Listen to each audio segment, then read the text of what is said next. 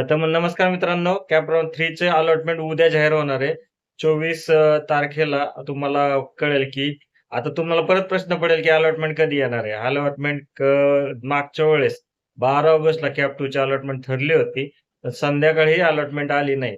त्याच्यानंतर अलॉटमेंट यायला 13 तारखेच्या मिडनाईट पर्यंत येईल असं वाटलं होतं.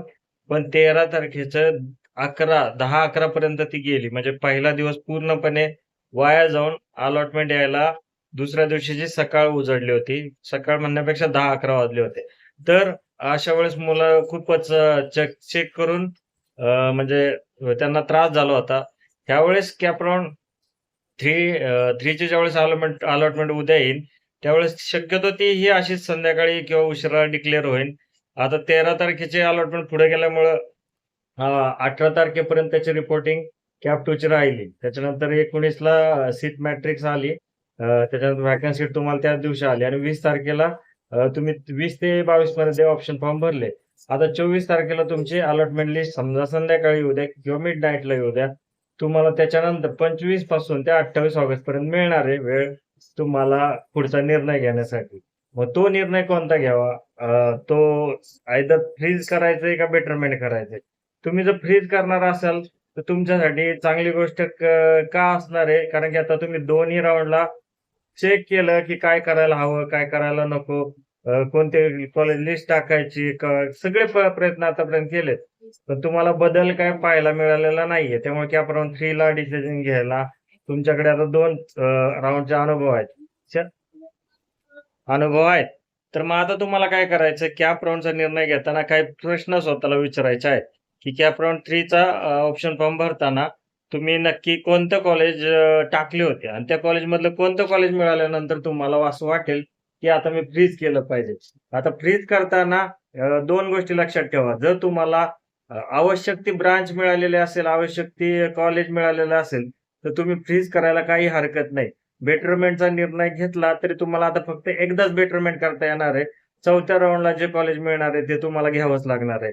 आणि पहिली गोष्ट ज्यांना पहिल्या 6 ऑप्शन मधला एखादा ऑप्शन मिळतोय, त्यांच्यासाठी तर कंडिशन ऑटो फ्रीज झालेली असणार आहे. मग ऑटो फ्रीज झाल्यानंतर तुम्हाला डायरेक्ट रिपोर्टिंगच करायला जावं लागणार आहे आणि ती रिपोर्टिंग तुम्हाला दिलेल्या काळामध्ये म्हणजे 25 ते 28 ऑगस्ट पर्यंतच करायची आहे. त्याच्यामुळं ही जी तारीख आहे त्या विसरू नका. त्याच्यामध्येच तुम्हाला जो काय आहे तो डिसिजन घ्यायचा आहे. बेटरमेंट करणारे समजा 30 ते 40% अजूनही मुलं असतील, तर त्यांना फक्त एक लक्षात ठेवायचं आहे, आता खूप दूर नाहीये. तुम्हाला 8 ते 10 दिवसामध्ये जरी बेटरमेंट केलं तरी कोणतं ना कोणतं कॉलेज फिक्स होणार आहे. त्याच्यामुळे फक्त बेटरमेंटसाठी बेटरमेंट करू नका. तर बेटरमेंटसाठी बेटरमेंट करू नका. कुठलातरी डिसिजन घेण्यासाठी बेटरमेंट करा. कोणत्या तरी कॉलेजच्या मागे तुम्ही धावताय, ते कॉलेज मिळतंय का नाही ते पाहण्यासाठी बेटरमेंट करा. आणि आता काही विद्यार्थ्यांचं असंच आहे, 30 कॉलेज लिस्ट तेच सगळं आणि अजूनही कोणतंही कॉलेज मिळत नाहीये, कोणती ब्रांच चांगली मिळत नाही. तर आता चेंजेस करणं गरजेचं आहे. ज्यांना अजूनही कॉलेज अलॉटमेंट झालेलं नाही.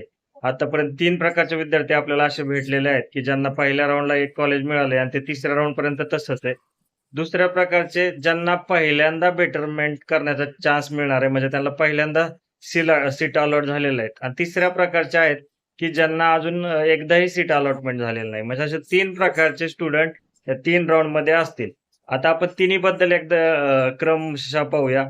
पहिल्यांदा ज्यांना बेटरमेंट पर्यंत कोणतं तरी कॉलेज हातात आहे, तर त्यांना काय करायचंय, शेवटच्या राउंडला हे आयदर फ्रीजचा किंवा बेटरमेंटचा निर्णय घ्यायचा आहे. त्यांनी ऑलरेडी ₹1000 भरलेले आहेत. त्यामुळे ₹1000 आता पुन्हा भरायची गरज नाही. जर त्यांना बेटरमेंट करायचं असेल, त्यांनी फ्रीज किंवा बेटरमेंट पैकी एक ऑप्शन निवडायचा आहे आणि जर त्यांना ऍडमिशन घ्यायचं असेल तर सिम्पली फ्रीज करायचं आहे.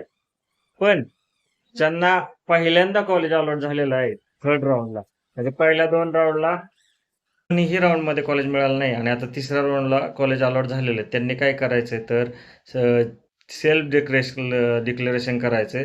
त्याच्यानंतर मग ₹1000 भरायचेत आणि बेटरमेंट हा ऑप्शन निवडायचा आहे.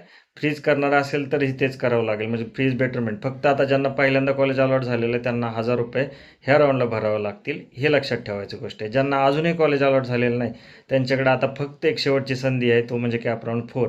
ह्यामध्ये तुम्हाला आता जे उरलेले आता जे मुलं ॲडमिशन घेणार नाहीत, ज्या व्हॅकंट सीट दिसतील त्याच्यावर डिपेंडंट राहण्याची गरज आहे. म्हणजे तुमच्याकडे आता खूप कमी चान्सेस राहणार आहेत, पण तरीही तुम्हाला एक शेवटची संधी कॅप राउंड 4च्या स्वरूपात मिळणार आहे. त्याच्यामुळे निर्णय घेताना योग्य निर्णय घ्या. शेवटचा प्रश्नावर येतोय मी आता, फ्रीज की बेटरमेंट?